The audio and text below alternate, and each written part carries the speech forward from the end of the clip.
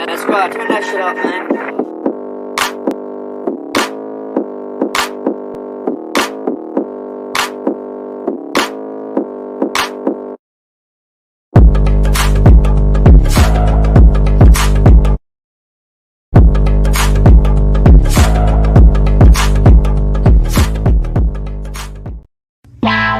Draft Dr. Phil and the smartest man. Keeping it 100. Keeping it 100. Chicago's trading up. 100. Yes! What? Here it is! Just reported. There's no competition. Keeping it 100. The people drop off, but we still keep rocking. I know we need to run the ball more. I'm not an idiot. Keeping it 100. Keeping it 100. Open competition. Keeping it 100. The smartest man. My Chicago Bears select Justin Fields, quarterback, Ohio State. Guess who's back? The two dudes that kept it real. The dynamic duo that you love, the smartest man and Dr. Phil. Breaking down the film, never a problem, kick it straight. Most shows focus on stats, we focus on the tape. We keeping it 100, never running east or west. We coming with that truth, cause that's what our fans expect. Cut off the freaking anchor, moving forward to be free. But don't you worry, Shane's got the dumbest tweets. It ain't no secret, Phil and Shane got some haters. But now they're moused up like the true and now and laters. Debaters, frauds get caber. Cuts had to be made, we added a barber moderator. Up and down, boys got you double checking. Sad, strolling like a fool drunk texting. Flexing on the truth cause you know they'll never change. Real, recognize real, that's what you get with Phil and Shane. 100's what we do when we're breaking down the Bears. Fuck a play or a captain, all of the armchair. The tape never lies, the truth, you see. We laugh, we analyze, so there's no babies like Maybelline. Straight to the truth with acumen and facts. We got a sad nerd, but he's not just giving nerd stats. Car crash, big impact like Max Sack. Every Wednesday night you got the smartest man and Phil back. Now we know you're smiling like a fat kid with fun day. We're back better than ever and we keeping it 100. Keeping it 100, baby. Keeping it 100. Draft Dr. Phil and the smartest Keeping it man. 100.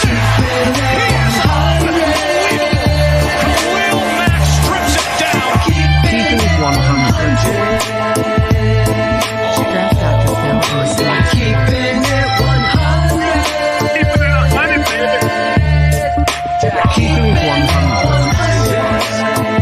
Draft Dr. Phil and the smartest man. Keeping it 100, baby. Draft Dr. Keeping it Phil. 100. Keeping it 100. Shane, Money Man Marcel, and the guard. Draft audience.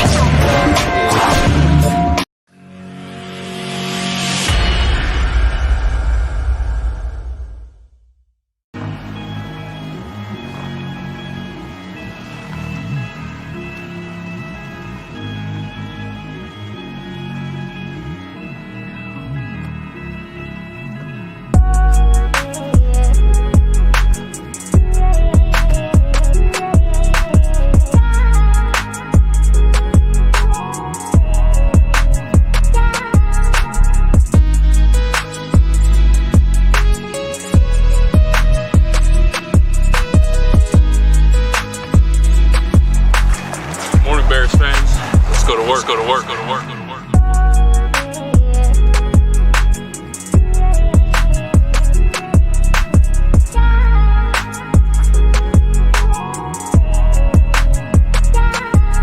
Believe that they've turned over the keys and he doesn't report to Ted. George is the only one he has to answer to. And from what I was told by somebody who I think would know, he told them, okay, here's the deal. I'm doing the interviews, me, and I'm making the call. Don't tell me who Polian wants to hire or who Ernie Accorsi wants to hire or who Virginia wants. I'm picking my head coach or I'm getting on a plane to Minneapolis. What's up, everybody? Here we are, live on a Thursday night. There it is, Shane and our guy, the Bears nerd. Cars in the house tonight on the best network covering the Chicago Bears on the planet. It's not even close. We were the only ones, Cars, talking about Eberflus last night. Keeping eyes open, right, Car? Always be prepared. Always be prepared. We were prepared, and we're prepared tonight to talk about the new GM, the new coach. We also have a guest coming up here who has some affiliation and connections and has a lot to say about the new Bears head coach, Matt Eberflus. Ryan and Matt are men of character, Cars. And they can actually say that with a straight face this time, right? Instead of smirking at everybody. Let's hope. Let's hope. There's hope, guys. There's hope. Listen, I popped up today on our patron channel. This is a little patron style taste for you that have not taken that jump over to the patron side. We're popping up live here to talk about the new coach, the new GM. There's a new era of Chicago Bears football. The 4-3 defensive front's going to be back. Hey, accountability's back. Cars, imagine that. No, this is a weird world. Like I don't know if I'm the only one that's been like, is this real? Let me pinch. I had my wife slap me, which doesn't take too much of an effort to get her to, and I still haven't woken up, so it feels good. Get in somebody's ass today. That's what your wife was saying. No, she would not. No. Well, listen, the journey to this, Shane, was one with which you and I talked about. There's one side of the fence that says, no, this should have been one or two guys, too many. Don't cast the net so wide. Then there's the other side that wanted a wide net. Do as much of your due diligence as possible. I want to ask you first, Shane, to start us off. Are you concerned with how this went down? Because it obviously came down to Caldwell, Coach Dan Quinn, and then Eberflus. Were you afraid that this kind of, I know the stories out there, Cars, you shared it, or Ryan Cox shared it with me when we were doing the pop-up, that Ted Phillips, again, shouldn't be involved, but he wanted Dan Quinn with Soupy Campbell. And Tanisha. Ted, Soupy, and Tanisha wanted Dan Quinn. George was pulling for Jim Caldwell. With Polian. Along with Polian. Yeah. Oh, with Polian. Yep. The good old boys network. The good old boys wanted the old Coach Caldwell. And then Ryan Poles says, F that. I'm taking my guy here. Not only did he say F that, he essentially opened up the door and called the car service to take Bill Polian back to his house. I mean, that is the best part about that is the reports are that Polian got pissed off that he was removed from the decision-making process. Yeah, after the Bears hired Poles, and he was quite upset. But listen, you brought him here to help you in this search. Exactly. Now that you have your general manager, you don't need Bill Polian anymore. You have zero accountability, Bill Polian, once these moves are made. So, no, you shouldn't get and I have a feeling it was him trying to do right by Caldwell and give him one more shot. Antoine, no, Poles did not go rogue. Poles did his job. He sacked up. Yeah, you get the juice in that position. I have zero problem with Ryan Poles taking over and handling it that way. This is even better. So I just hustled home from Thai food with my family because Tate and Dev's birthday's tomorrow, and they're going to be 8. Tate's all excited. We got a new head coach.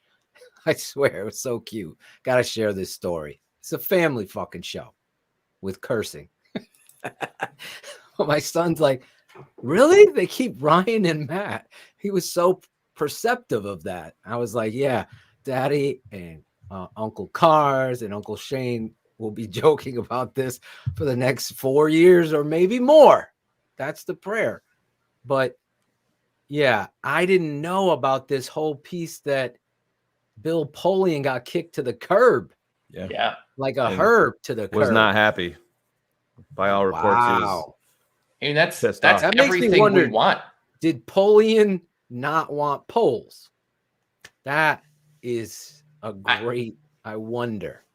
It's a very good question. I think the bigger thing though is like, again, Bill, you've brought candidates, they're gonna review them, but with no accountability, like in 3 years, if Jim Caldwell isn't working out, you're not facing an interview squad. You're not talking to anybody. Ernie Accorsi hired a shoe salesman, went to freaking Jamaica and with his freaking hairpiece, and we never saw him again. He sat with umbrellas and he said, "Fuck the McCaskies." That's what happened to him. He threatened to burn the whole island down if his next margarita has salt on the rim, because he specifically asked for no salt on the rim. Listen, we got a guest here. I don't want to keep him waiting. I don't know how much time he has, but I definitely want to shout this guy out for jumping on at a moment's notice. You know him. He's been on our network before. He was in the draft coverage, breaking down the quarterbacks. This dude is the quarterback whisperer. If I had gotten the job as Chicago Bears head coach, this guy would have been my first call as offensive coordinator. You know him, former quarterback himself from Missouri. He's Austin Carter Samuels, the locked-in QB on Instagram. He's always doing stuff for the community, kids, and you were coaching this year. I followed you every step of the way. What's up, Austin? My boys, man. How we doing, guys? It's a great day. It's a great day. We got a fresh face, a little bit of fresh air, man. Hopefully you guys are feeling all right. I'm kind of trying to get the pulse, though. I'm trying to hear about what you guys think also. Yeah. I love the fact that, let me start that out to answer you, because I think fans get so caught up, almost like in fantasy football, with names and coaching. I said it before. I know you saw what I posted, Austin, about, listen, a good offensive coordinator might be great, but it's the players surrounding him that help make the man look better maybe than they are half the time. A head coach is a whole different ball game. It is a completely different ball game than names and what it is that you've done. This guy obviously is getting his first shot as a head coach, but from every person that I've talked to, including we had JJ Stankovitz, who covers the Colts for the website on last night, because we were ahead of the curve here with this coach. He was speaking so highly of him on the show and even off the air. He's like, Phil, if they get him, you guys are going to be so happy. He's a man of character, high character, integrity, but he's what you've been saying, maniacal leader who shows each and every time he steps out on the football field, accountability is going to be what you wipe your cleats on going out to the field and when you come off the field. That kind of stuff gets me fired up, because I know that's the first step into finding a great head coach.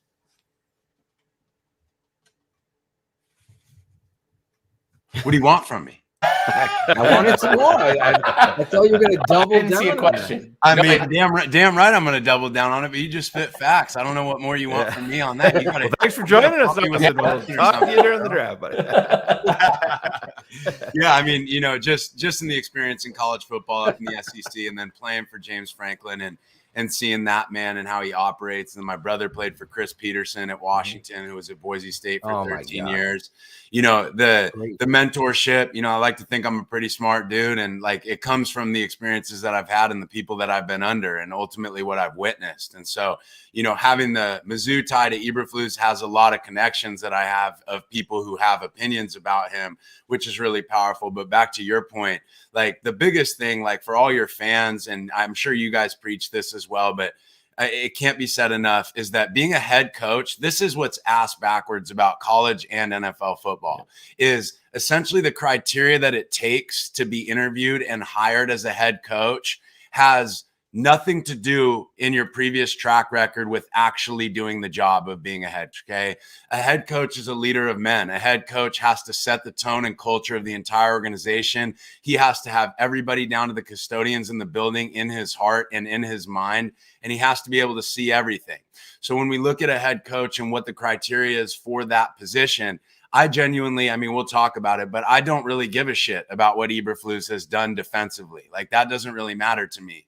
What matters to me is who the man is. What matters to me is what people say about him who have played for him. The people that I know that played for him at the University of Missouri in 2006, 7, 8, and 9, who were on his defense, you know, the likes of Willie Moe, Sean Weatherspoon, guys like that. Like, these are guys who would run through a wall for that dude. And everyone wants to talk about Chase Daniel and Brad Smith and what that offense did. That defense had about 7 guys go to the NFL too. And leading people in college, you know, young personalities, you're going to get a lot of mixed reviews from young kids in a stage of maturity where they have a lot of reason with their lack of maturity to not like you as a coach. And they all not only respected him, but they cared about him. And that's the thing that I think you just kind of touched on that are in some of these interviews and things that people are talking about is this is a man of character, a man of integrity. And ultimately, that's what you guys need coming off the shit that you guys just dealt with. That is the anchor that you guys need in your organization. You know, I have a lot more to say about why I think, you know, the whole buying into the offensive or defensive coach, I think it's dumb as shit. I think it's a very stupid way to look at how head coaches are hired. I don't think it's smart. And I think, in fact, actually for the Bears, and we'll talk about it through this thing, I think it was smarter to hire a defensive coach. And I'll kind of talk about why I feel that way. But to your point, Phil, you know, like the criteria to become a head coach is based on how well you call offensive and defensive plays. And that has fucking nothing to do with leading an organization. And so what does have to do with leading an organization is your heart, your mind, who you are, the character, integrity that you have. And it seems to be through Eberflus, like a lot of people talk about how good his defenses have been, and that's absolutely true. But I've been hearing more about who the man is than what his defenses do. And so to me, you have what you're looking for. Because when I talk about the limited experiences I've had at 30 years old, you know, but direct relationships with a man like James Franklin or Chris Peterson, like those guys are 10 times better men than they are football coaches. And the reality is that their organizations have a lot of holes schematically in them at different times, but those holes are filled because of the culture and the people within the building. And they make sure, you know, like James Franklin used to say to us, like, make me make a hard decision. I will fucking make it every single time. Like, we knew what the tone of the organization was. He set that tone. And after watching the Bears for the last however many years that disaster was there, like, you guys had none of that. You guys had none of that. And so I think that this is a huge, huge hire for you guys. Yeah, Austin, just speak on that, setting the tone. I mean, you put it perfectly right there, because the Bears were a rudderless ship under Matt Nagy. You know, you had no identity. You're bringing in this quote unquote offensive guru. You have no offensive identity, and there's just no direction overall for this entire organization. But I go back to the playoff game the other night, and Kansas City and Buffalo played. And if you just follow along on Twitter, you see this offensive explosion. And to a man, I would say 85% of people on Twitter, and this includes media, beat guys from Chicago. Oh my God, you got to bring in Brian Daboll, because Brian Daboll's going to come here. That's going to be the Chicago Bears offense. And I'm like, well, shit, is he bringing Josh Allen? Is he bringing, you know, bringing all those speed receivers they got like, there? We just lived this with the offensive guru. But man, Cars, myself, Phil, we've all been talking about that shit. It's about the man, about the leader. Exactly. Giving your franchise a direction. But just let's bring Justin Fields into this. How critical is it to have a direction with your lead dog for your organization, for a young ascending quarterback like Justin Fields coming out of the shitstorm that he's faced in year one? Yeah, it's incredibly important, obviously. You know, just to speak to your first point, like the maniacal nature of the way that a scientist thinks as an offensive play caller doesn't make him a good head coach. And in fact, I would say it actually makes him a shitty head coach in a lot of the cases. Okay. So when we look at the classic example of Shanahan or McVay or LaFleur, it's like, let's talk about the fact that they're all best friends and they're all great dudes. Like, let's talk about that too. Like, They're not just fucking brainiacs. That's not what they are, right? So I thought Nagy, just like his neglect with Mitch Trubisky, the way he handled Justin Fields, like it just shows he's not a people person. Like he doesn't have EQ. He doesn't understand respect. He doesn't understand the things within an organization that ultimately set the foundation of the core values you're building. So, you know, like that is obviously something that's really important as you get to Justin Fields. Like my thing, and where I'm going to piss people off on the network and piss you guys off, is like, I think Justin is behind a lot of the other quarterbacks in the NFL. True. I think he's behind them. And so what you need is you need somebody who's obviously going to, yes, develop them, but more importantly, you need somebody who's going to protect them. And that's why I said that the defensive hire I think is great, because not only was Matt Nagy a quote unquote quarterback guru, he's also an offensive mind. So every time that your head coach takes the podium and gets up there and is being asked questions, he's being asked to be accountable to what he's doing on the offensive side of the football, which means that 80% of his questions are going to be digging in to Justin Fields, digging into what's going on. And candidly, Justin, he doesn't have a lot to be really confident about yet. So why the hell would I want my head coach talking about that consistently and being interviewed about that consistently? It's been a disaster for multiple years. So with Eberflus, he can even play stupid a little bit and kind of say, you know, the defense is my deal, guys. Like, obviously I'm involved with the offense, but I leave that to, let's call the guy Jim. Let's say the offensive coordinator is Jim. Like, I leave that stuff to Jim. I know that there's a strong sense of development going on within what Justin's doing. I know they're on the same page. We're going to protect him in what we do as an organization. We're going to play balanced football. I know the defense is going to be what you guys are looking for. Okay, what's the next question? You can't really dive deeper into that because he has a shield. And that's what I love about it, is having a defensive coach. Everyone goes to this offensive thing when I just talked to you guys about how it doesn't fucking matter what side of the ball the coach is on. Not unless you're like Rex Ryan and you only draft defensive players because you want your side of the ball to be the shit so that you can get hired once you get fired. Like, that's a different world, right? But with Eberflus, like, man of character, it's what he's been known to be about. And so Justin has a little bit of a shield here. I think obviously the offensive coordinator position is going to be an incredibly important hire for him, not only just schematically, but again, within his physical and mental development. Because what I've seen out of Justin, and it's why I like him so much more when he's on the move or doing anything athletic or off of action, is because it allows him to step into flow state and truly just operate from a place of trust in his own body.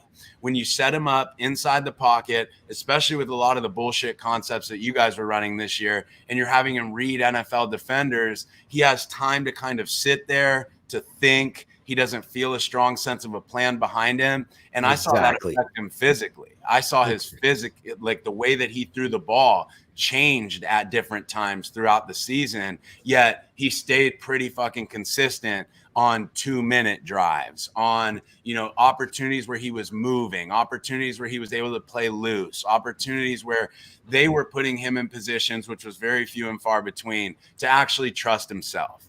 And that's ultimately what he has to regain, because we've seen at Ohio State, he can be a great quarterback, but the NFL is a fucking different beast. And to be up there and try to do it, especially after some scars, you know, at the beginning of his career last year, like, again, I think the word shield is really important to me. Like, I think Eberflus can be a shield to the offensive side of the ball, which is exactly what you guys need. You came on in the early stages of the springtime with us, breaking down tape on our Patreon channel of Justin Fields. Then you returned again, and we're looking at the pro tape, and you were just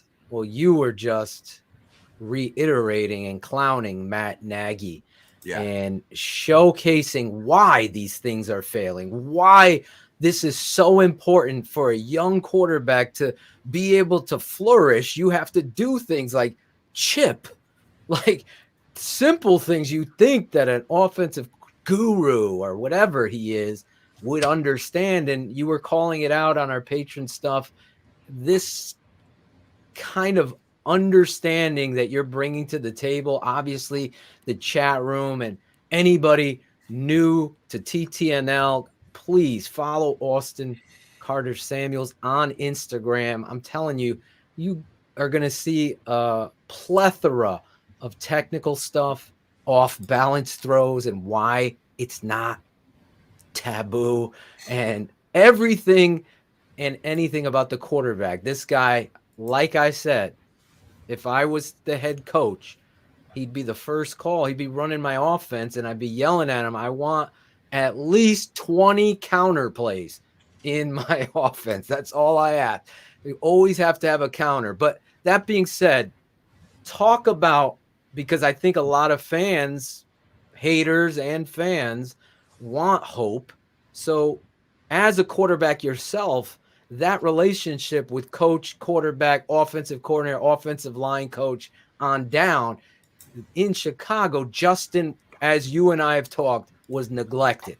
Yeah. So therefore, he's developed a lack of trust. Maybe we saw him throw Coach Nagy under the bus a little bit via Twitter, and the frustration of that.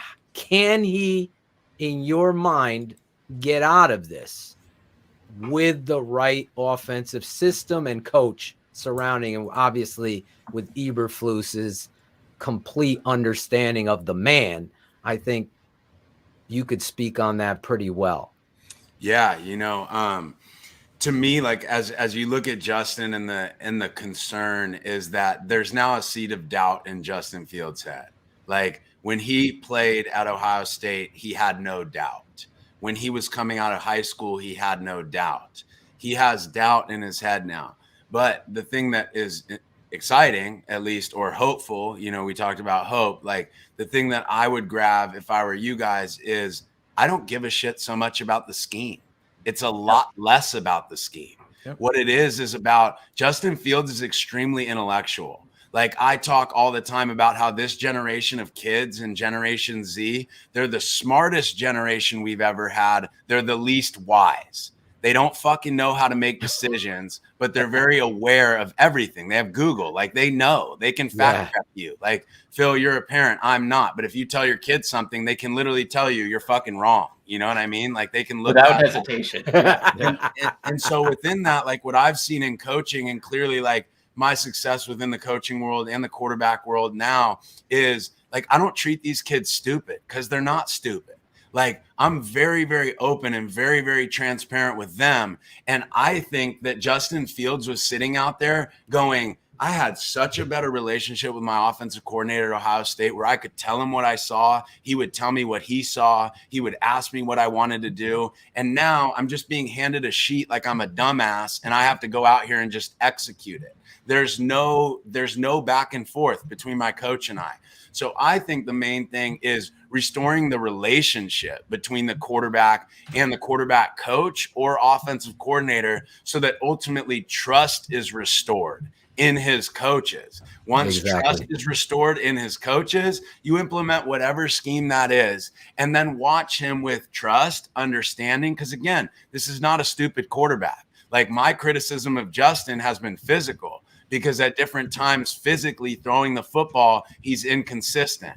Who he is as a competitor and who he is as a person, like, he didn't change his character last year. You just saw a guy who is basically, he was dead. He was kind of lifeless. Like he was himself. He didn't compromise who he was. He knew that, but he was helpless, and you knew he was helpless. So you have to restore trust first. Once you restore trust, now it opens up a quarterback's world to the infinite possibility of being as good as I can possibly be. And ultimately, that's a lot of what these other rookies that he's being compared to, a lot of them have had the luxury of that. A lot of them have had the luxury of that. And then when you look at Matt Nagy, like this is the other thing is like if Justin and Matt were together in year one, their relationship wouldn't have been good because Nagy clearly shows negligence as it pertains to actually facilitating a relationship that's open and transparent like that. But it would have been a lot better.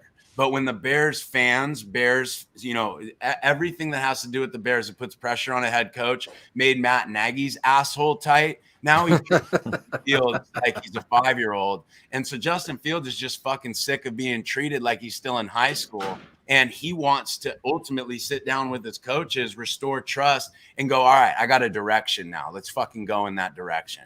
And so to me, obviously the offensive hire is incredibly important. The one thing, talking to kind of bring it full circle, that I would be concerned about with Eberflus, and I don't know if this should be a valid concern, but it's something for you guys to watch, is if I'm a defensive coach, then the people I talk to are defensive coaches. The people that I coach with are defensive coaches. Sean McVay, Matt LaFleur, and Shanahan are going to fucking Cabo together talking about scheme. You know what I mean? Right. Offensively. Well, their friends understand, and guys that they worked with them behind the closed doors, like who's good and who's not. I can tell you the offensive coaches that I've coached with that are really fucking good, and I can tell you the ones that are getting paid over $1 million that suck ass. I can tell you exactly who they are because I've been around them. The only thing that I worry about with Eberflus is, like, I've been able to see on the offensive side of the ball a couple defensive coordinators that I'm like, I really like them, but it doesn't give you the inner workings behind it. I'm not in their position meetings. I'm not in their defensive meetings. I don't have an idea for really what the character of the man is ultimately, and does that mesh with my vision for our organization. So obviously he's going to hire a good coach.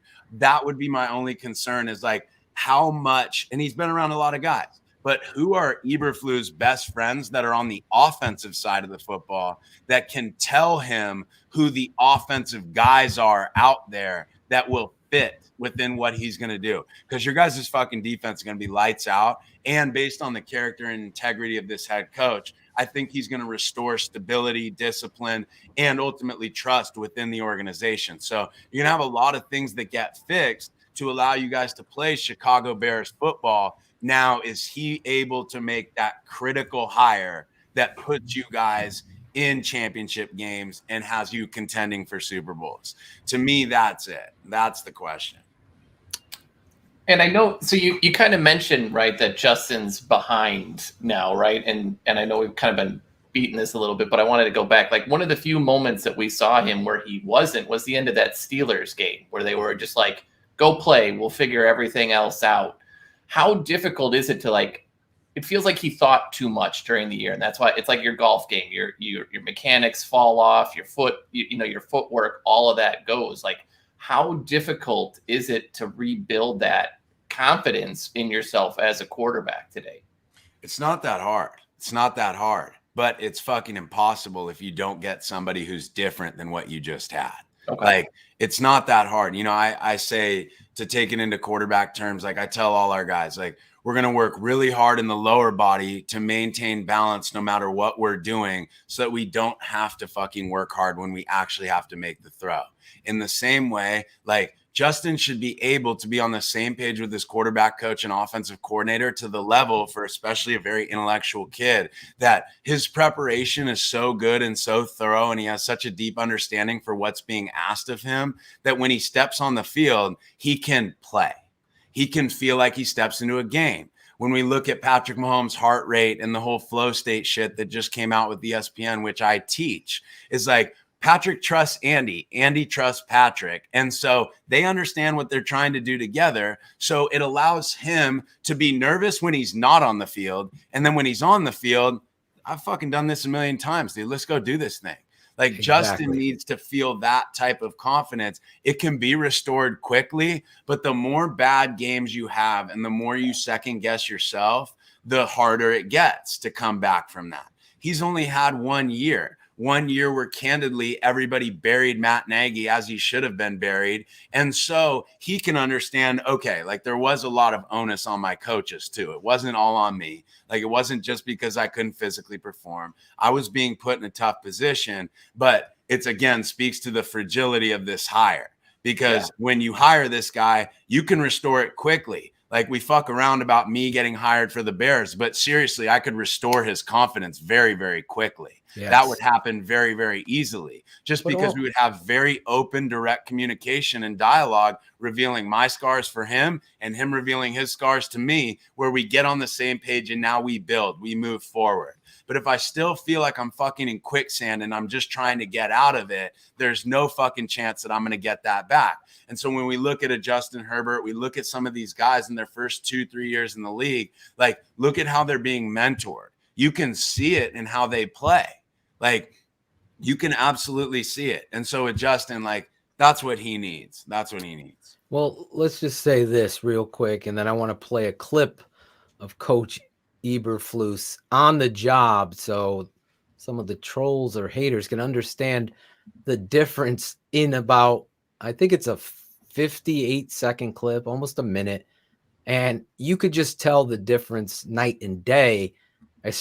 I know as a coach, this guy's speaking my language, what I would expect out of a coach on any level.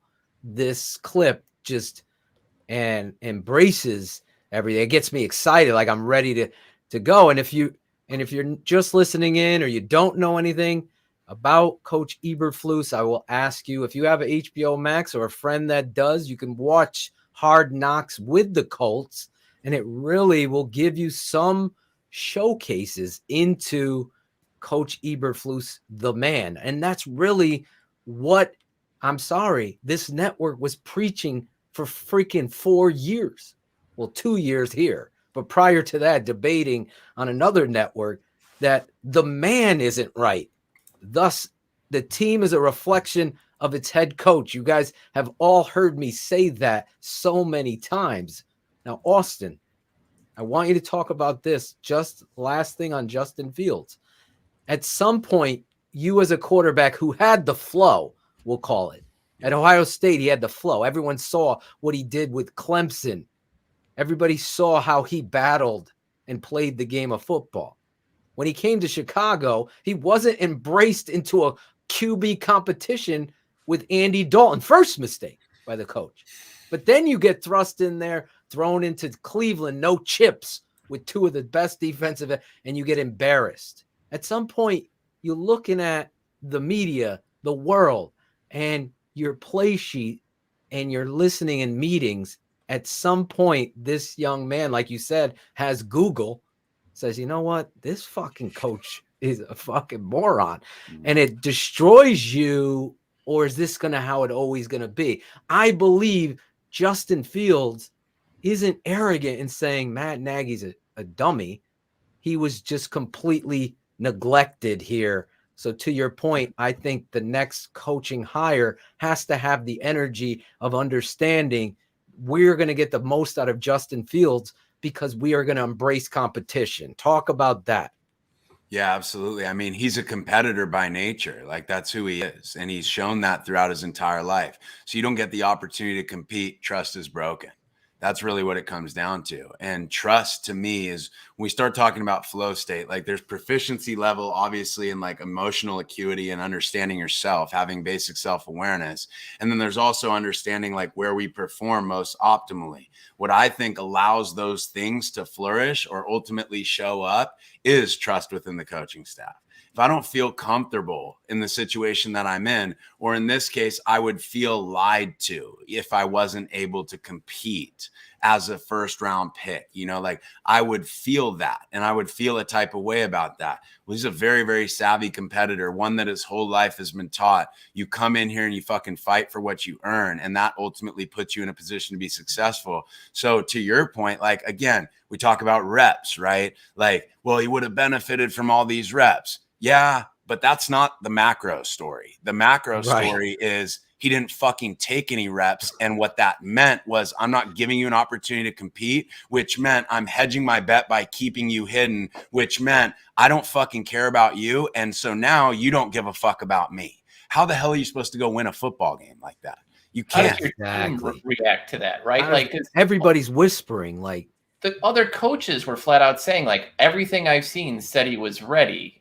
All the other players had to see that too. So it's not, you don't just lose Justin, you lose everybody at that moment, right? Like you can't see like the most talented guy you've seen at the position, just like we nearly did 5 years ago with Mitch versus Glennon, right? And we're like, no, Glennon's going to be the guy. And everybody in practice would be like, I mean, that guy's clearly better. You lose everybody real quick.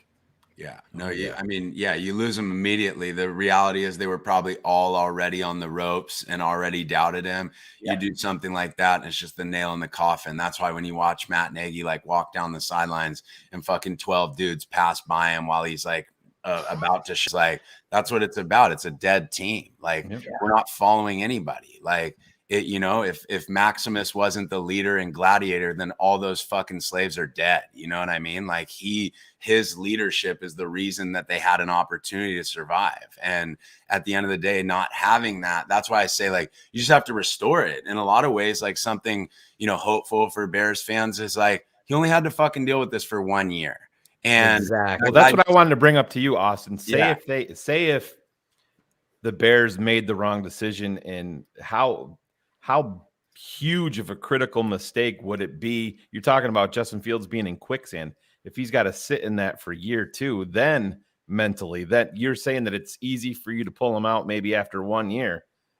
Going into that for a second year, is that how much closer to a lost cause is that? No, to me it breaks the kid. And that's why, like, when you watch Man in the Arena and Tom Brady, like, the thing that I was the most impressed with and the thing that I was the most excited about, which I expected from him, but my brother and I watched it and we were like, this is so fucking awesome.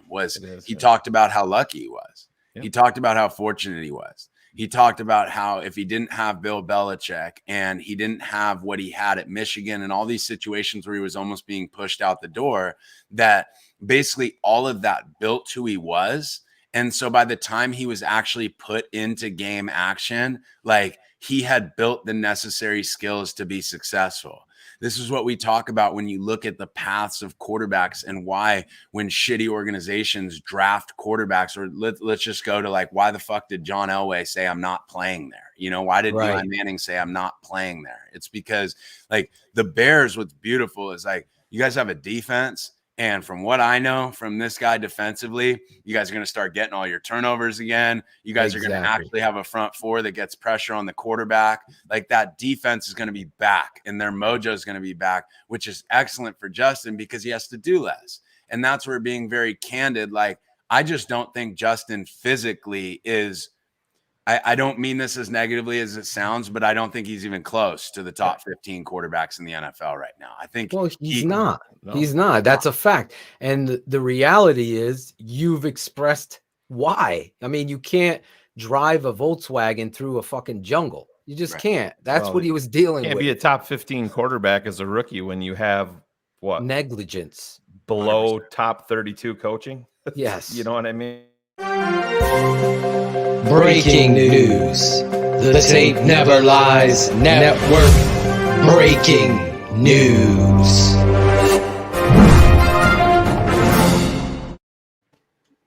It's official. Now official. Yeah. Completely official. There he is. Fresh cut. Matt Eberflus as their head. Oh, did we just lose Phil? Yeah, he's a little frozen. Wow, we got to take advantage of this. Oh, there he is. Now he's back. I was going to say it. Damn it. He's still kind of frozen. He's jumpy.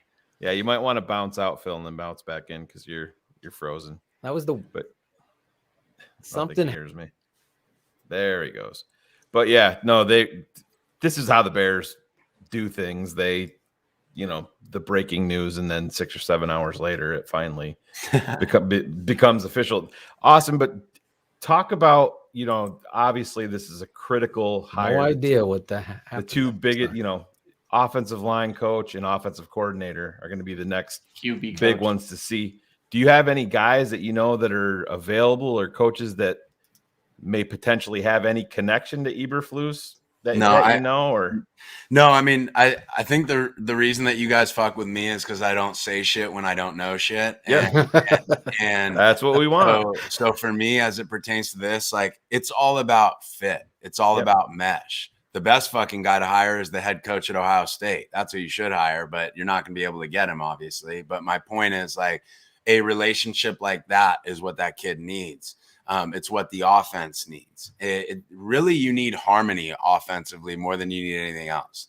You just need guys to be on the same page. So as far as Eberflus, like, I mean, I know people he's coached with, I know things like that in the past, but what's going on behind closed doors? There's so many guys that I know, that you guys know, that you guys are smarter than most, but you probably have opinion A. And I can tell you that fucking man is opinion B for sure. You know, like we don't know shit. And that's where, like, what I want is just Eberflus to feel great about the hire. It would be incredible after what happened, not to give Justin say in the decision, but to have Justin meet with these guys and then tell you, like, yeah, coach, like I really fucking jive with this guy. Like, you're going to make the decision that you need to make, but that would be a trust restoring action that they could do to just get him involved. Like, I think that that's what a lot of the talking heads on ESPN fuck up all the time, is it's like, dude, Russell Wilson doesn't really want to hire the OC, but Russell Wilson feels like, yeah, I should fucking talk to him before he gets hired. You know? Exactly. Like, I'm not making the decision. And so anyway, I think for me, I don't have names like that. The couple that I would name are just, no, like, it's long shot stuff. So it's just, to me, it's way more of tracking, like, how the interviews go as you listen to them and feel what Eberflus says about the guy. What, like, just as I dug on Eberflus after talking to a bunch of guys that played for him, like, you watch interviews, kind of like the one he's probably about to show right now, where you go, okay, this is a fucking great man. Like, this is a good dude. Like, you want to ultimately go fact check somebody. Austin Carter-Samuels gets hired as the OC and quarterback coach for the Bears. You guys want to go dig up my history and go, who the fuck is this guy? Not how many points did he score? Right. Like, right. That's the biggest thing. And so, like, as you guys do make this hire, you really want it to jive with exactly what the head coach just did, because the reality is, up at that level, you don't know. There are guys that were great a decade ago at calling plays that, because they were great a decade ago, they won't change shit. Now they suck. You know, there's guys who have sucked 3 or 4 times, but they've made all of these offensive changes. And because they've been relegated back to a backseat role, they were able to learn from a couple other really good coaches. And now they feel completely differently offensively. So rather than predict what's going to happen based on past success, predict what's going to happen based on what you guys know you need within the organization, and then what you see as that man standing for that comes in for him. Saw you shooting hoops the other day. I didn't know you was a hooper too. Hey, Mo City, you know what Mo stands for, right? Motor. Anyway, Kari. That's the way to coach the distance. Hey, on the up down, keep your eyes up. Keep your eyes up on the up down. Put your eyes down on the ground. Hey, good angle, Zave. Up and down faster. When you get off of that up down, go ahead and go gas, right? Gas, go fast as you can. Then you get into a scallop. Hey, where was your eye focus? Look high to me. Keep it down here. Go, go, go, go. Woo! Here we go. Take away. There you go. Head away, eye. Take away. Eye. Nice job, man. Hands work together. Nice catch. You got to focus. It could be tipped. Could be tipped. Nice job. Great focus, Kari. We touch it, we catch it. There you go. 1, 2, 3, back. Oh, yeah. The vacuum cleaner. That away 5-0. That away 5-0. It's way to keep working. What I got to work on is starting my step. So you get your foot in the ground. Yeah. Retrace D-line and screen. Attention to detail, fellas. We're on the stack. We're stripping every play. Detail. He called it, we play Stripping every play. He called it, we play it. On the ball! On the ball! He might know some whys. Punch it. Punch he might know a why or two. I don't even think Everybody's he'll ask running. a why. Everybody's He'll just tell you the work fucking on the cup. answer. Like, work Carter. on the cup. Awesome. Secondary linebackers, work on the cup. Let's do a great job. Let's go. Have some bounce. The D-line has been sitting out there. Have some damn bounce. Have some fucking bounce. You know what I'm saying? You know who Eeyore is? Don't do that. Push yourself on the last one. This is how you're going to get in shape. This is how you're going to get in shape. Right here. Let's go. Push yourself. Drive. Go. Go. Right away. Oh, I love it. I love it. Only because that is what coaching is. You see, it ain't all yelling. 98% of what he just did was promote you. Get your eyes up. Great job. Great job. Keep it up. Good job. And this is all you want from a coach. Obviously, this is a minute-long thing, but he's preaching, he's teaching, he's building you up. And when you have that as a coach, I can't tell you enough. I didn't get out to camp to see Nagy, but I specifically asked. Yeah, I specifically asked you. There. I asked everybody that went out there. This guy doesn't repeat a play if it's wrong. He just goes on to the next. That ain't. Once you get it wrong, that is the best. He's staring at a play sheet just like he does during the game. And, you know, like one of the things that I find the most intriguing about him is dude was a defensive coordinator for Missouri when he was 29 years old. Like somebody saw so much in a guy at that age. That's unheard of to be at that level. And you hear from people like when he went to Dallas, he wasn't really that familiar with the cover two. He was teaching it like 3 weeks later, right? Like he studies this stuff. He can change, he can mold. It's definitely way different than what instead of, right? Like we had the one guy who's like, this is what I run, regardless of the talent that's here. I run this. And you saw last year, they ran way more man than they have previously, right? Like these are the things that, again, you never know. But if a coach is adaptable, that's a huge, huge win. You got to be able, to your point, take your talent and do what they do well. That is the key here. We already look, and I said this earlier, 4-3 defensive front. The Bears are in a 4-3 defensive, a four-man front. 86 or 83% of the time they're in nickel. So the philosophy is going to be interchangeable. I believe they were in it more than the Colts were. Exactly. So you're going to see the front. You're going to have to adapt. And obviously, yes, Roquan Smith's going to be a point of conversation because is he going to move from inside Mike Backer to Will weak side? There's no Izzy, dude. He's moving. Yeah, so I want to hear what he has to say about it. I think that's going to be an interesting thing. I don't think he can't be the Mike linebacker. I've seen one of the greatest Mike linebackers in a 4-3 that's the most underrated ever is London Fletcher. He was about 5'10" and made every motherfucking tackle you could possibly believe. I used to watch that guy with envy because he wanted it. Roquan Smith might be even better with two fat dudes in front of him taking up some blocks and he's flying out of there. This kind of stuff is going to, as Ryan Cox eloquently said, you adapt or you die. The head coach right here, watching him, that's coaching. Not going like this in your playbook. Like you don't want to buy into Alex Brown's philosophy tonight? What was I didn't hear saying that Khalil Mack can't play in a 4-3 defense. Like, what are we doing here? What are we doing? Wait, get him on the fucking. Are you kidding? No. Khalil Mack could play in a freaking 2-3 defense.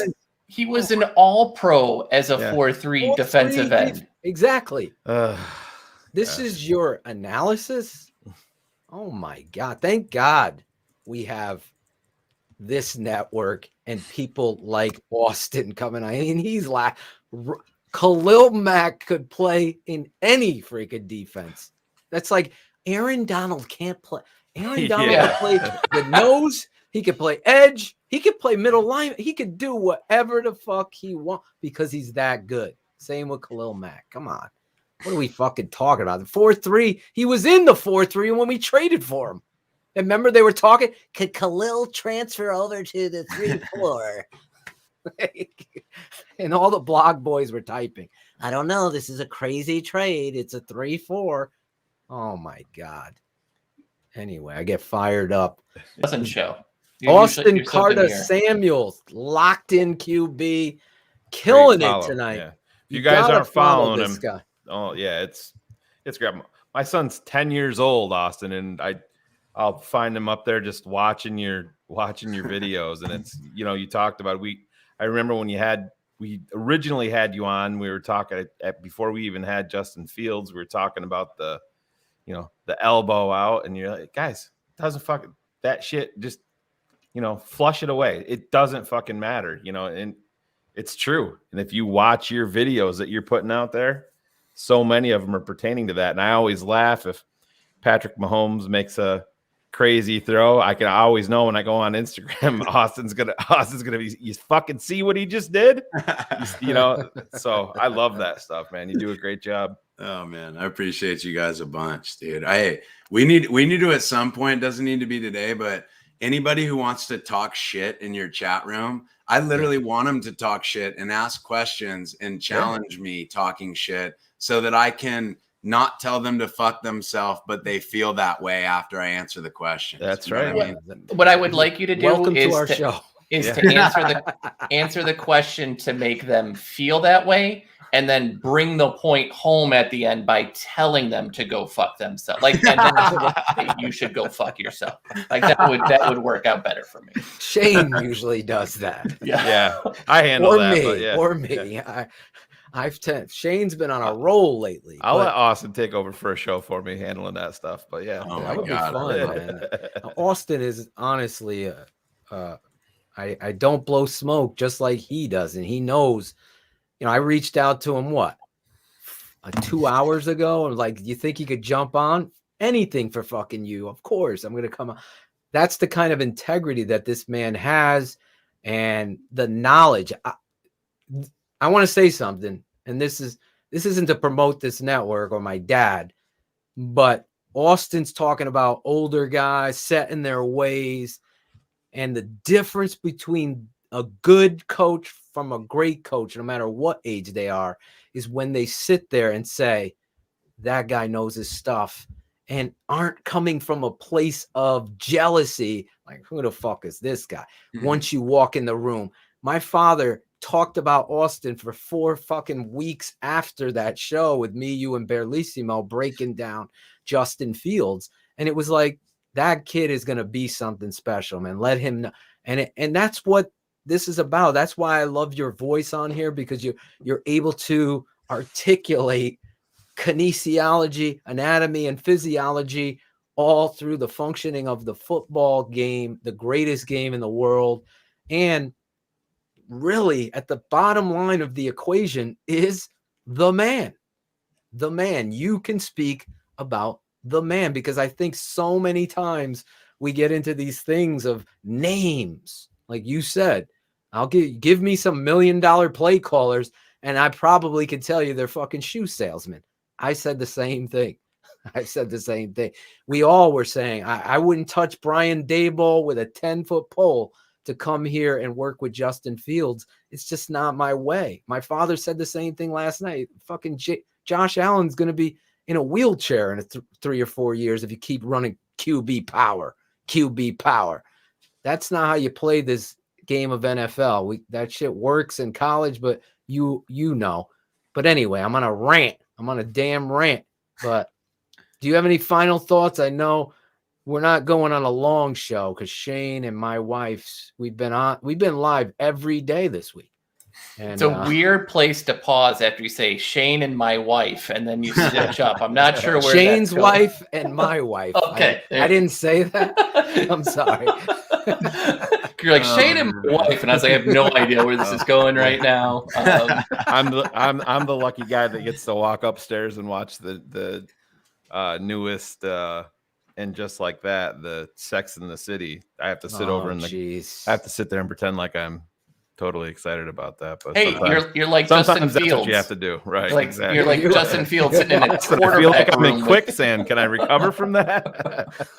Listen, when was the last offensive guru to be successful in Chicago or any Medline 1 year franchise? of Trestman. 1 year. Yeah, first year.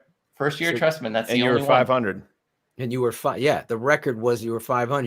You ended up seeing Alshon Jeffrey, Brandon Marshall. Who else? Who was the tight end? Statistically, you had the worst defense in the history of the organization that year. Jesus Christ. Jesus. It never evens out. Hopefully, this is going to even itself out here with the Chicago Bears. Have you seen that happen like 5 times, Shane, over the last couple days? How many people watching on your end up there?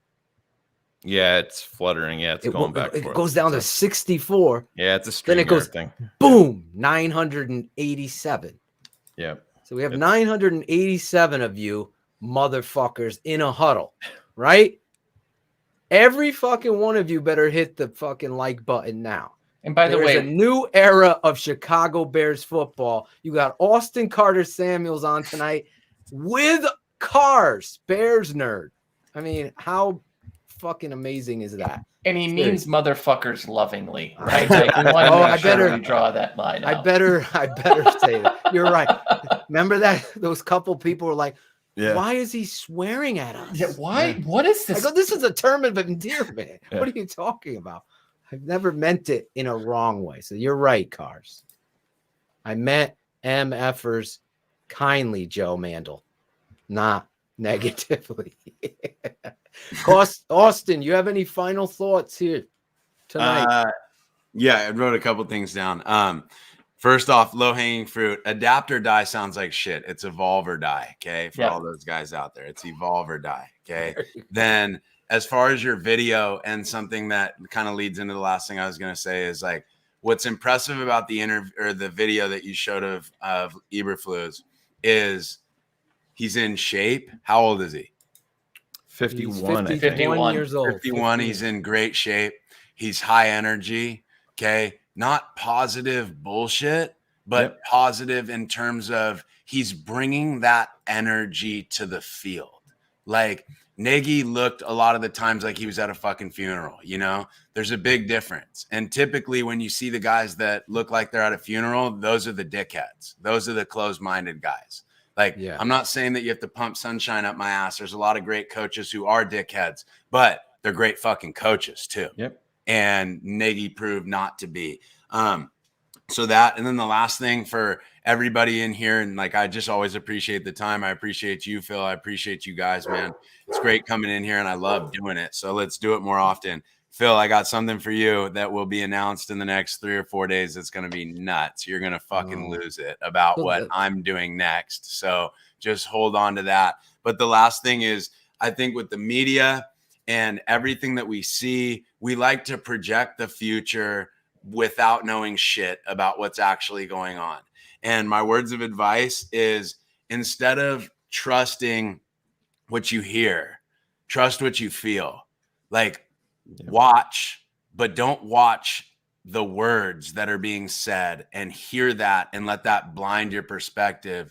Instead, when Eberflus takes the podium, I could watch the interview on mute and tell you whether the hire was good or not. You know, when you watch him talking to the players and coaches in the organization, if you watch the TV on mute, how would you feel? Like, that allows you to actually not go fucking insane, because you will have a truth that ultimately stays moderately consistent over time, as opposed to all these fucking people crucifying Patrick Mahomes in week 6 of the season. And I came out publicly and was like, what the fuck are we doing? Like, what are we doing? I just had to listen to Dan Orlovsky say that Patrick Mahomes has bad fucking mechanics. Like, oh my God. What does that mean? And then now he's going to go to the Super Bowl again, and we're back on his dick. You know, it's just incredible. Exactly. So anyway, trust what you feel, not what you hear. And I think you guys will go a long way with that, because I think it's a great hire to this point.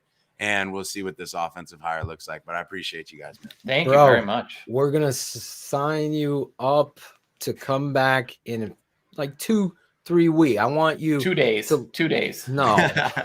Once you make your announcement, then I want to promote that, because you're my brother, Mero. Your family. I saw Alex Acevedo. I want to send him some TTNL. I already sent him TTNL swag. I already sent my dude TTNL swag. I take care of my people like this, but I want you to assess the offensive coaching staff once it's out there named, and we're going to promote what you do. He's Austin Carter Samuels, former quarterback, Now he's locked in QB. He's a coach. You know what? He's a goddamn mentor for young people. And I say that across the board. Your daughters, sons, everybody included. This guy is a great, tremendous follow, and I'm not blowing smoke. Thank you so much for jumping on tonight, giving us some of your valuable time, and really bringing it 100 to walk step for step. And again, if I take any coaching job, you're my first call, bro. Seriously. I appreciate you, brother. And hey, just for anybody out there, YouTube, Locked In QB. Okay, my brother and I are about to start pumping a shit ton of content, because what we've learned is, now that we're established and now that everybody sees us as a competitive threat to the big dogs like Elite 11 and these brands, basically what we've learned is that people are going to subscribe to the truth that they want to believe in until they understand what the truth really is. And so we're going to just put it out there. So on our YouTube page, we're just going to release all of it so that ultimately the bullshit stops. We stop putting limitations on all these young kids and quarterbacks, which ultimately the passion and the reason that you respect me is because that affects their heart and mind and who they are. And if I tell a kid that Patrick Mahomes is the only person that can throw like that, what the fuck am I really saying? Like, when you really think about that, what am I saying? So anyway, if you guys want, hey, not second best fucking Vandy quarterback behind Cutler, go check the goddamn win percentage. I'm number one. All right? He didn't play fucking 3 games on a torn ACL either. So there's your competitor. All right. Love you guys, man. Have a great rest of the night. Okay. Thanks. You too, man. Yeah, man. Absolutely. Love you. All right, bro. Austin Carter. There it is right there. There's the YouTube page. There's the YouTube page. Go over there, subscribe. It's just out there. So I'm going to do the same thing. I'm going to subscribe and hit that button as well, because that dude brings energy and passion. That was like a mock interview. Like if we were absolutely, Phil, but coach, right? you when you hear a guy that's high energy like that, and it literally Cars, I texted Cars because we know that Phil likes to go along when he talks. So Austin started talking and I texted Cars and I'm like, bro, go next. And he's like, all right. And then 15 minutes later, when Austin was still talking, Cars like, I fucking totally forgot what I was going to say. True story. True story. But that's what we want. And I love the fact that he was talking, following along in the chat and seeing the fucking trolls and willing to face that head on, because that's exactly what we do here. We're not going to put up with the bullshit. He was so honest about it, though. Like there were certain like it can be okay that you can still believe in Justin Fields and believe that he's behind where he should be at this point. And why wouldn't he be? And why wouldn't he be? Right. And it's not the end of the world that he is. It would potentially be the end of the world if there's year 2 of this. And it's definitely end of the world if it's year 3, right? Sam Darnold is for sure kind of emphasis of that. But like, it's nice to hear that. There's the bad part right there too, Cars, is all right. So you're moving off of Matt Nagy to help Justin Fields up out of that quicksand. Thing about it is he's still he's still hovering above that quicksand right now. We have to see who Eberflus is, but if you made the wrong hire on the offensive side of the ball, you're pushing your dude right back into the fucking quicksand. And I mean, you could say the same thing about defense. Now it's up to Eberflus. Just like I said with Ryan Poles, I don't need the fucking hype videos anymore of you getting out of your fucking car and let's go Bears fans. Time to get to work. We're seeing it. Shut the fuck up and go to work. Do your thing, Ryan Poles. Do your thing. Dude, you guys blew me out of the fucking water telling me that story about Bill Polian leaving butthurt. I'm keeping it 100. That's the reality of what I want. But this is the separator from what fans that aren't following it as close as we are. That is a monumental development.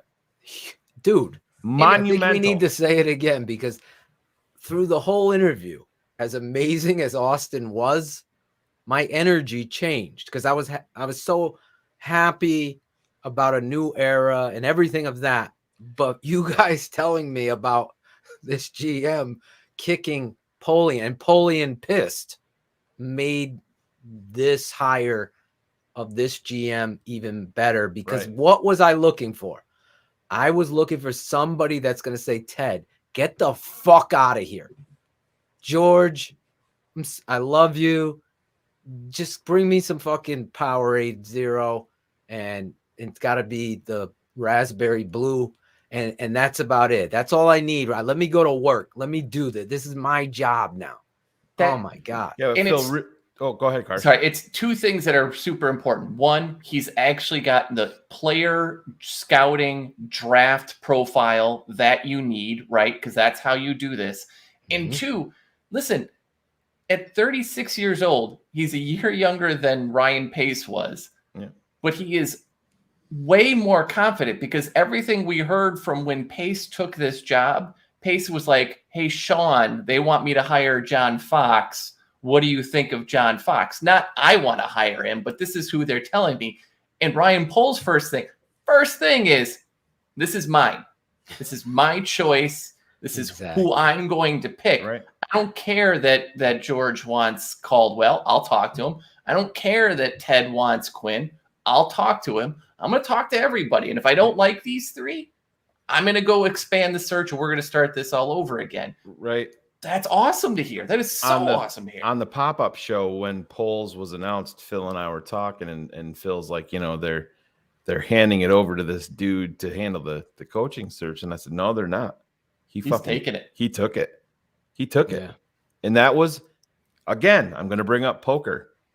This is where you have to listen. I'm stoked that he's scouting based. That's what he came up with. That's what he has most of his experience with. He's also a smart fucking businessman by one fucking swing of the bat and saying, I'm putting Chicago on Tuesday because or on Monday, whatever day it was, a day in front of Minnesota, because you have to create your own leverage. He was leveraging the Bears right there, because you know what?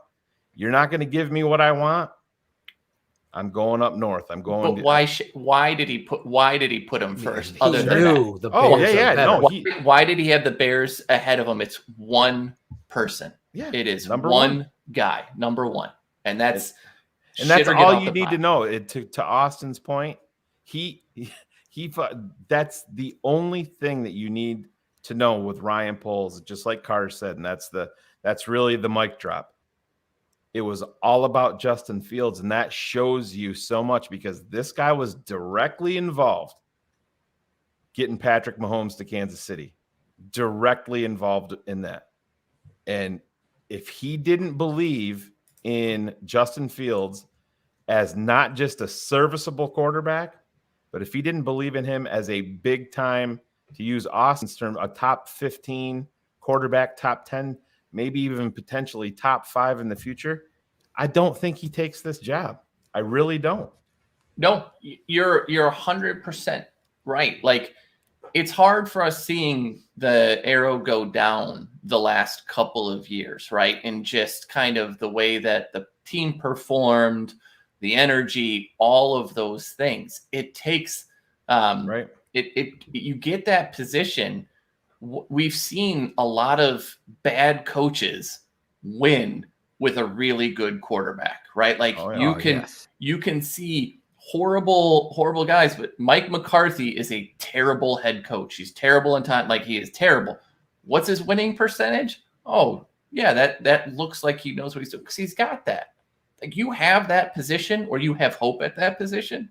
That is everything in this league. And when you don't have $45 million of Kirk Cousins, that too is everything in this league. There's no staging. I honestly don't even think that's even in their repertoire. When you have I don't either. You have your chairman, owner walking through the airport to secure his guy. It's to secure his guy. Yep. It wasn't a PR stunt. You know, you can. The personal touch is extremely important to them as a family, right? Like, exactly. We joke about it. They want this person to be part of the Bears family. They don't want Olin to be part of the Bears family, but they want the GM to be part of it, right? And so you're right, Phil. It's extremely important to them that they feel that and that he understands that. And once you gave that power and control, Listen, you guys know me very well. If the Chicago Bears interviewed me, hired me, I am not listening to fucking nobody. Now you've given me the job. You said defining these roles, the GM is going to be the guy that answers to me. He's going to be the head of football. It's basically what you're done. He's going to hire the head coach. It's not going to be Soup, Tanisha, Ted, George. Ted, nothing. George is just a fan. Tanisha just got put into this position. Willie. Old man Willie. And then you go down the list. Soup Campbell's never been in a position to hire a coach, a GM. So literally, Bill was the guy. They decided on him. He said, okay, I'm done listening to you. I'm taking over the job. That's important. That is huge. Irish Rastafari, I'm not sure that's exactly true because you can't make a lateral move, but under the way that things are in the CBA, if the Bears make him, I'm pretty sure that's the way that it reads. If the Bears make him assistant head coach, that's not considered lateral. They still have to ask for permission. That's how that works. Yes, okay. That's what I started. Even if they're not play callers, they still have to ask for permission. But so it would have to be for like head coach or correct, a direct upgrade that way. But like the guy who they've talked about, Platula at Philly, right? Yep. He's a passing game coordinator. Those things work. But what we've seen from McVay and the others is those guys, because they were stifled, Shanahan was stifled, those guys are quick to make sure that they don't do that to somebody else. Great point. Yeah, because there's no doubt who's calling the plays in San Francisco. It's not Mike McDaniel. You know what I mean? Mike McDaniel. Yeah. But I love on it, and I'm old enough to remember everyone hating on Kyle Shanahan. Right. I'm old enough to remember that. I see a great head coach in Kyle. That's it. Look at where it's at now. I think everybody has probably heard about this already, but just to bring this out, NFL sources tell Adam Kaplan and Jeff Mosier, new Bears GM Ryan Poles expected to target Eagles director of player personnel Ian Cunningham for a high-ranking front office job in Chicago. Cunningham, who's been with the Eagles for 5 years, and Poles are said to be very close. I know you probably can't read that. It's a little bit too small, but it's just his bio from Philly. 8 years in Baltimore before the 5 years in Philly. Yep. And this is the yin to Ryan Poles yang. He's scout bait, NFL draft. This is the director of player personnel approach. And Ian Cunningham is, I don't want to say famous, but he was one of the guys that was the Philadelphia Eagles had come to consensus in the 2020 draft to take Justin Jefferson. Came to a consensus in the war room. General manager called in the pick and turned in Jalen Reagor. Oh boy! And there was a lot of animosity. Well, there was a lot of animosity there. I mean, he obviously stayed on, but I mean, it just shows you. It explains the videos that you saw of like Howie trying to high five guys and everybody. Tom Donahoe, yeah, that was with the defensive tackle that they took last year in round 3, Milton Brown, I believe it was.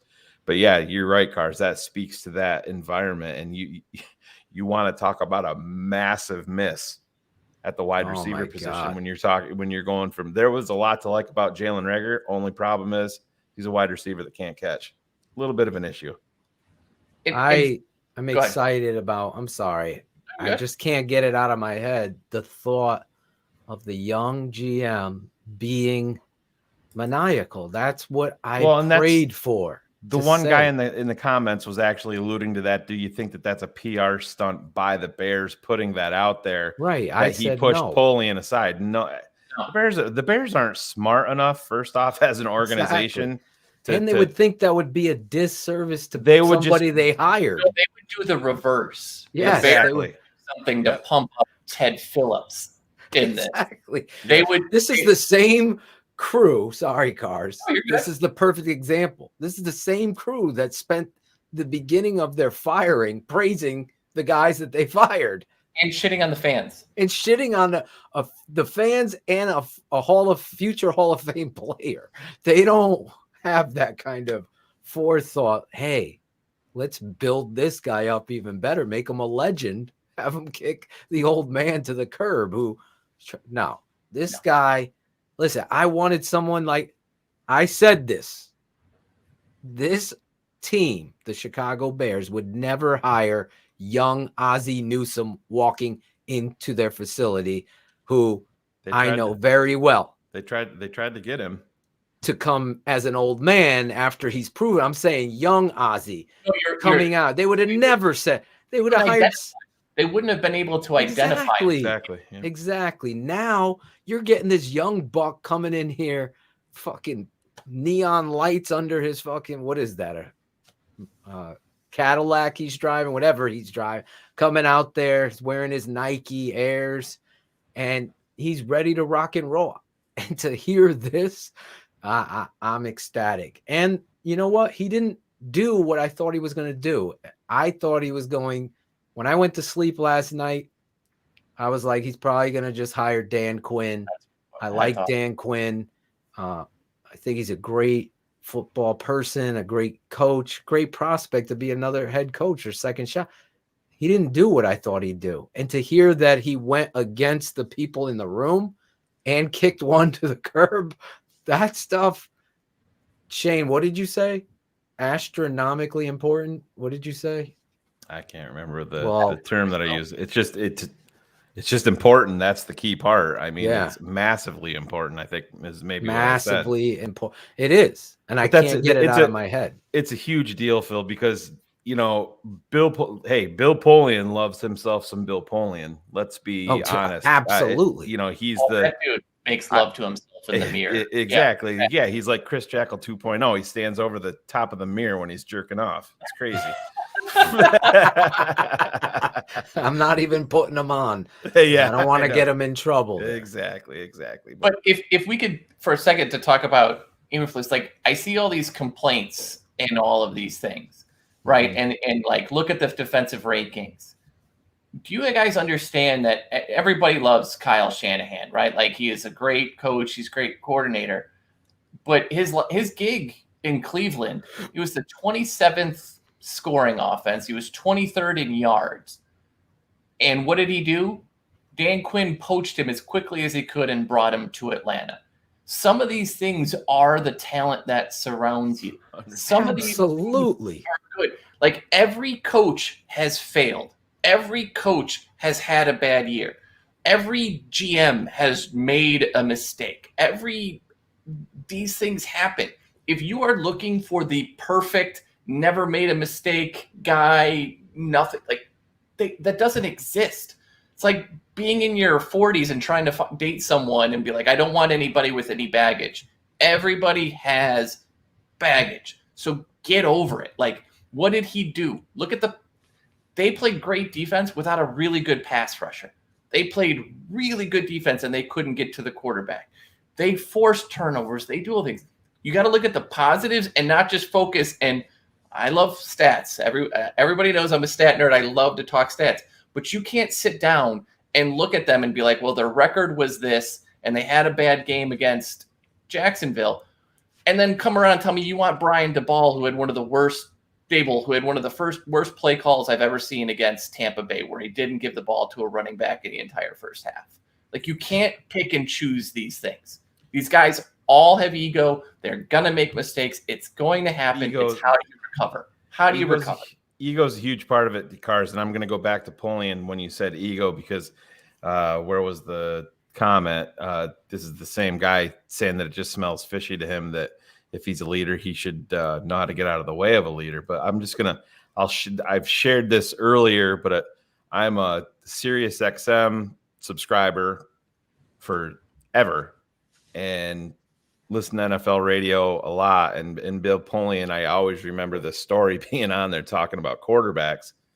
And he said that the Indianapolis Colts had a first round grade on Tom Brady in the 2000 NFL draft. And the only reason they didn't take him in round 1 was because they had Peyton Manning. Well, that's a bunch of bullshit, Bill, because if you have a first round grade on a fucking quarterback, I don't give a shit if you have Peyton Manning or not. You're going to take him in round 2. And if you don't take him there, you're going to take him in round 3 or round 4 or round 5. Right. He didn't go to pick 199. So I don't want to sit here and accept your bullshit.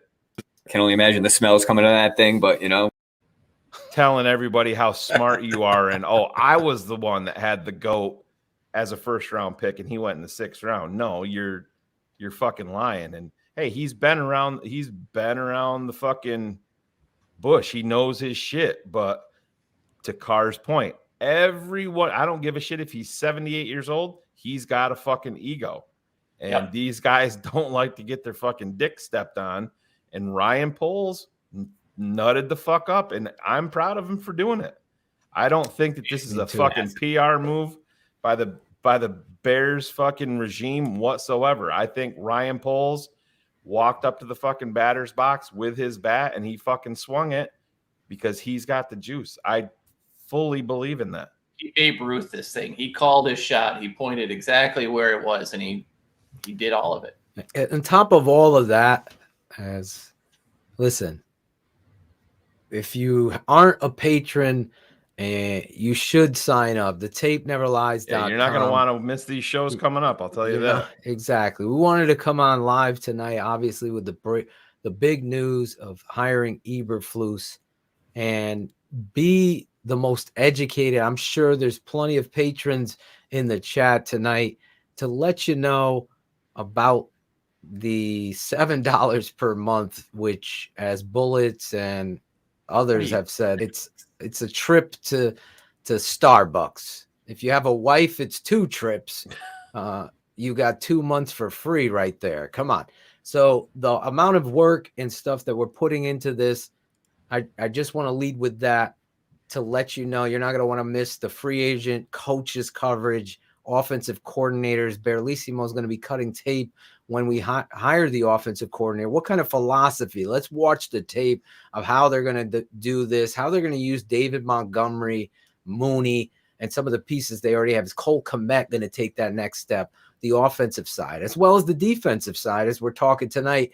Roquan Smith, is he going to be Mike? Is he going to go to Will? Where, a Will linebacker in this kind of defensive philosophy, that 4-man front gets protected and everything flows to him. Thinks Lance Briggs, Roquan Smith in that kind of role with that kind of speed and that kind of ability is scary, scary, scary stuff. So, but all of that, the other thing is Eddie Jackson. Is he going to be a better football? You better damn well. I'll put it right now. What's today's date? January 27th.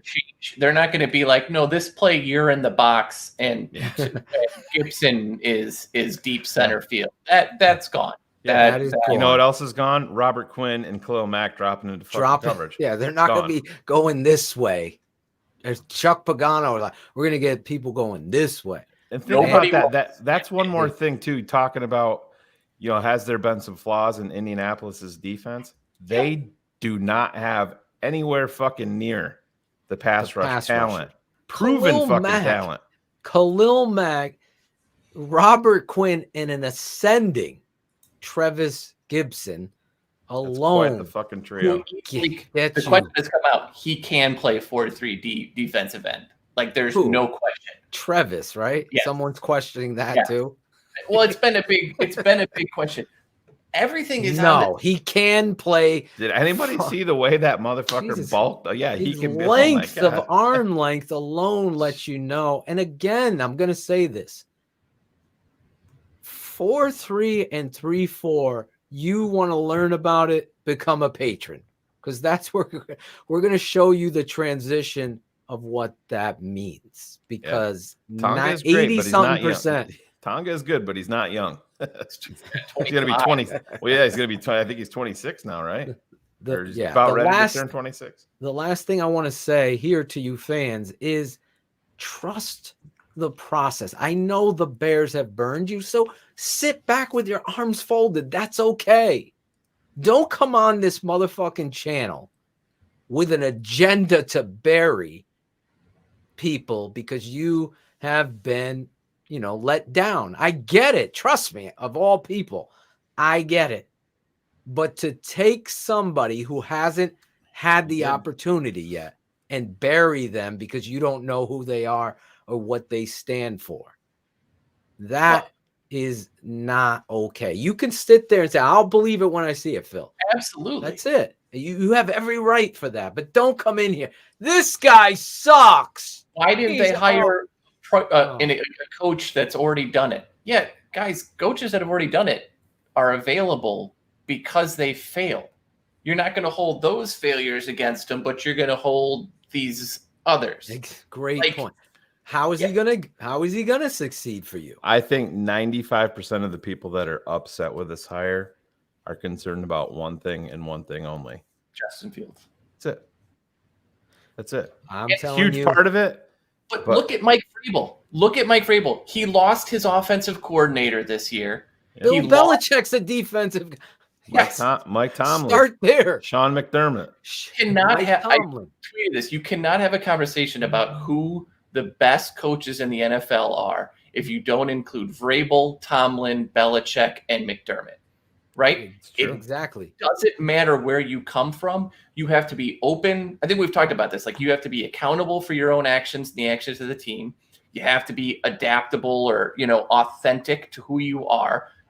And then you can do it. If you are, what makes Bill so good is every year he coaches himself. He self-scouts. He looks, where were we bad? What did we do bad? How do I fix that? What do I do? Like, if that's what Matt is, doesn't matter if he's an offensive genius or a defensive genius.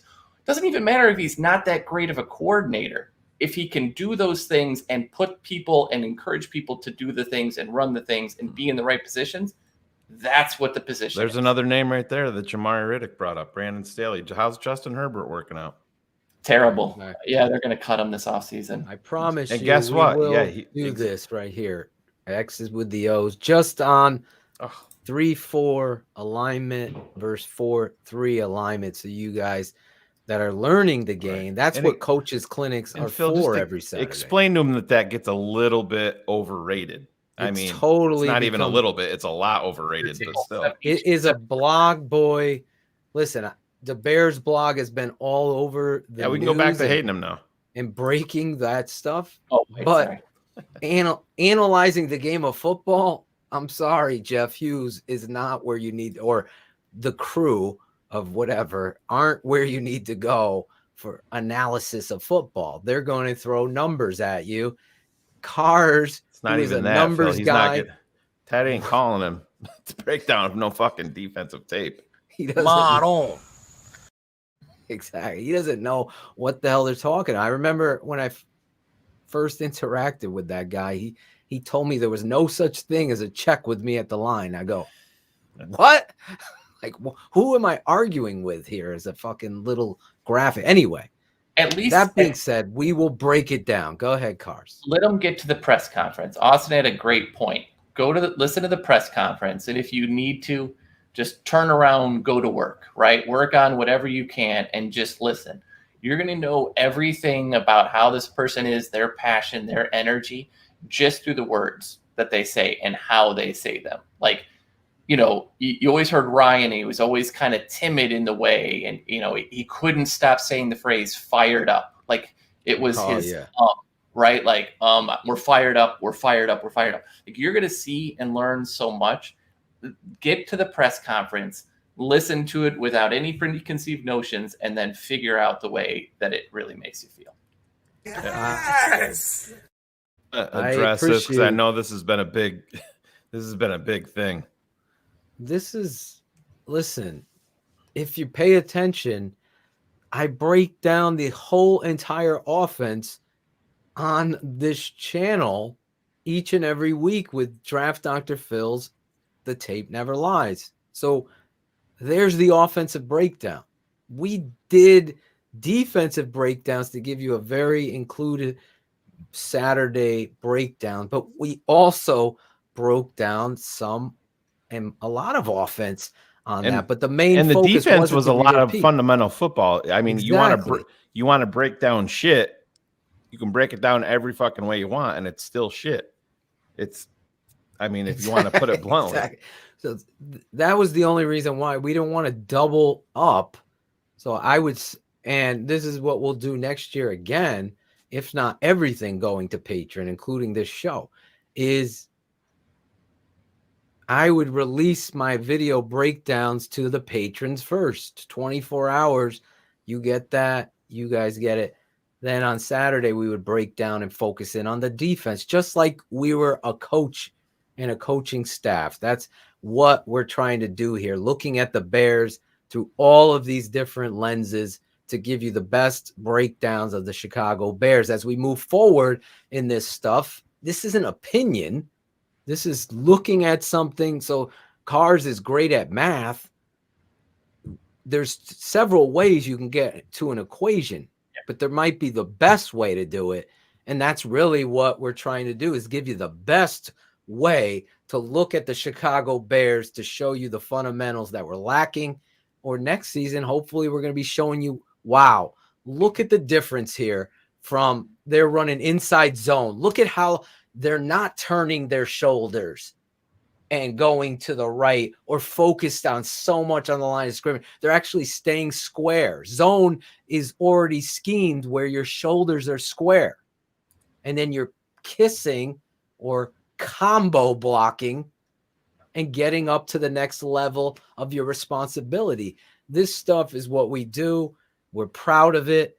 We're proud of our, a lot of these motherfuckers have stolen all of our work, our statements, from Cars to Shane to myself. If you love Austin Carter Samuels, what we're doing the right shit here, because exactly, we didn't reach out to this guy last week to have him come on tonight. It was minutes before the show went. Exactly. And he agrees to come on because he knows the vibe. He knows that we're no nonsense, no bullshit here, just like he is. And he appreciates that. Olin Kreutz, right after McCaskey said what he said about him, Olin knows what we stand for, and this is where we're at. Some people aren't going to like me. Some people aren't going to like Shane. But most people will not like me, and that's fine. That's fine.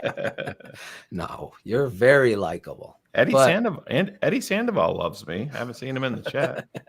But unfortunately, we have to spell these things out only because we want to make sure you're getting an understanding of what it is our goal is to do, because I'm sorry, but we both have wives and we both work another job on top of it. All of us, all three of us, and everybody on the network doing their stuff from tonight. Chris Jackal producing, putting up the comments, and Ron G making this amazing background. We have a bunch of people working their asses off to honestly give you, like some of you, like Jason Onstad and Al there and Donald, that go out there and say, hey, this is the fucking best. Alec Baldwin, this is the best show. This is must see. HL sets his clock to this on Wednesday nights. HL all setting your stuff. He doesn't turn his phone sideways though when he's on the show, do you, HL? I love you, bro. But yeah, I embrace the troll. That's fun. I show to Shane. It is just fun, don't whine. Like, if you want to troll, come strong. Don't just be like, all we do is lose. Get creative. Right. At some point, if you're just repeating yourself 10 times, the horse is dead. You can't bring a horse back to life. It's gone. Like, try something different. I honestly agree 100%. I think tonight to celebrate the Chicago Bears have a new era of football. They're bringing somebody who's cerebral but has that maniacal. There's a whole video talking about the Atoshan definition. There's no fucking loafing. There's no loafing. God, that's so nice. It is amazing. You got to watch it. Search it up. Go back and watch. Hey, it's the off season. If you have some time and you have NFL Game Pass, or listen, you can find games everywhere on YouTube. Just go watch a couple Colts games or even the breakdown and just watch fast forward to the defense. Yeah.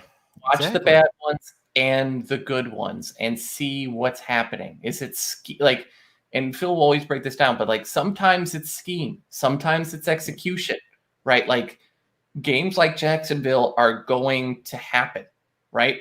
You don't want them to, but it's how do you adjust afterwards? So yeah, like watch all of it. Go. Honestly, and go get your opinion, and then we're going to be breaking it down. I already have Chris Zorich lined up, former Bears like Eric Kramer going to be breaking down Justin Fields. What's the next offensive coordinator going to be about? We're going to be breaking it down with everybody. JJ Stankovitz is going to come back and talk about Eberflus again. If you didn't watch that interview, again, we were the only network out there, the only people out there saying, listen, there's 3 guys. This Eberflus guy needs to be talked about. We can't, oh, no, it's Dan Quinn. Oh, no, but we wanted to get it straight from a friend's mouth. Another guy that made it a point to get on this network and talk the truth with us. That's all we ask. I got Jason McKee he's going to come on in the next couple of weeks, talk about the new hire, what he thinks as a former Bear player and friend of Olin Kreutz, how this goes. Did you see Olin's comment to Ryan Pohl? I hope you held out for more than $15. Yeah, he had another one today. He goes, Did he? Ryan Poles is the only guy that I respect up there, and I've never even fucking met him. That's a great place for us to wrap it up, though, Phil, before I get nuked upstairs. And we're going to end it this way with a little bit of breaking news. Breaking news. The Tape Never Lies Network. Breaking news.